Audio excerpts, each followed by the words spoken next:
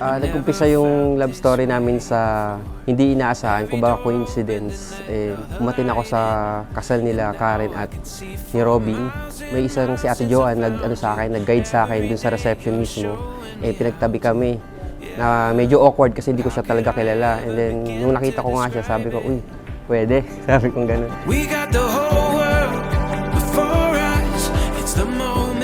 After nun, nung nakauwi na ako, after 2 days yata, may nag-text sa akin at nagpakilala. Una akala ko stalker kasi sabi ko sino kaya to, sabi kong ganun. And yun nga, nagpakilala siya, sabi niya siya yung kapatid ni Robin and pasensya na daw at di ako nakasikaso ng maayos.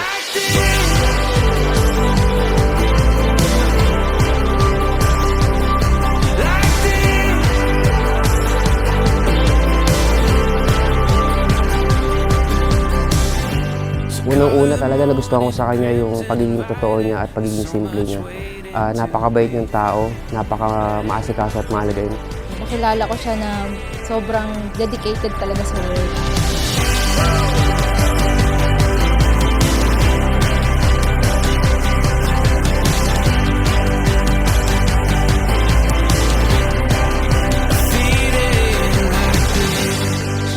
Kaya hindi ko matumbasan yung yung pagmamahal niya. Parang lagi ko hinahabol. Kaya yun yung nagustuhan ko sa kanya.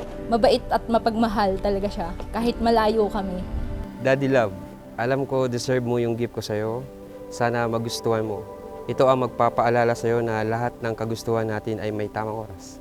Iyak ako. See you sa harap ni Lord mamaya. Love you, mamaya. Buksan mo na yan. Hello. Mami, thank you sa gift and salamat sa message and see you later. I think I want you more than once. I know I need you more than need. Medyo challenging kasi hindi naman lahat ng long distance relationship talagang nag-work. Akala ko talaga wala na. Wala nang magmamahal sa akin at respeto sa akin, pero ilang beses man akong nabigo, naniniwala pa din ako sa itong pag-ibig na may tunay na pagmamahal. At yun yung pinanghahawakan ko. Nagsimula sa lahat sa panalangin. Sabi ko, kapit tayo sa Diyos, gawin natin siyang center ng relationship natin at hindi tayo mabibigo. Talagang ginabayan kami ni Lord para maging karapat-dapat para sa isa't isa. Yun, sa 6 years ng relationship namin, ito na. Focus lang sa goal. Ika nga, sabi namin dalawa lagi. Focus lang sa goal. To have seen you in white, but I've never seen anything quite like you tonight. No, I've never seen anything quite like you. When it's right, there's more. Nakatadhana tayo para sa isa't isa. Naniniwala ko. Inasangkapan niya ang mga tao at ginamit niya ni Lord ang pagkakataon.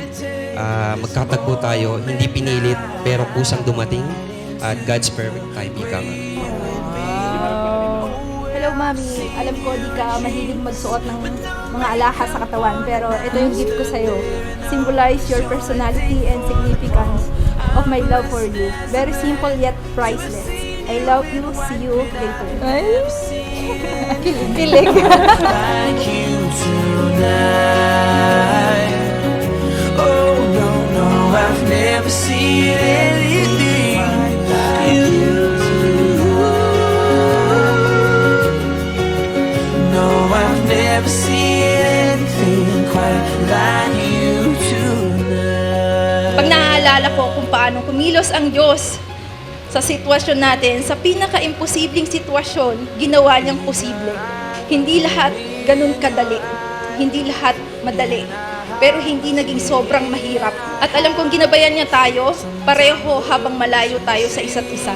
Pangako, araw-araw kitang pipiliin at papahalagahan dahil ikaw ang relasyon natin ang pinakamagandang gift sa akin ng Panginoon. No makeup on, I stood there and all was your take for the palm.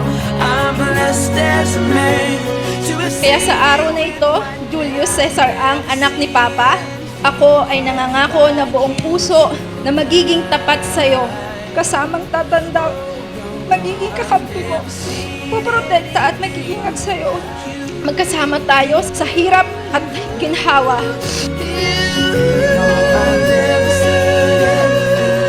Magkasama tayo tayong haharapin ang bukas, magkasama ang kamay ng punong-puno ng pag-asa at pagpapasalamat sa Panginoong Diyos. I promise to love you unconditionally, respect and take care of you. I promise to be a good listener. Pag-uusapan natin ang problema bago lumubog ang araw. Mahal kita at mamahalin pa. like you to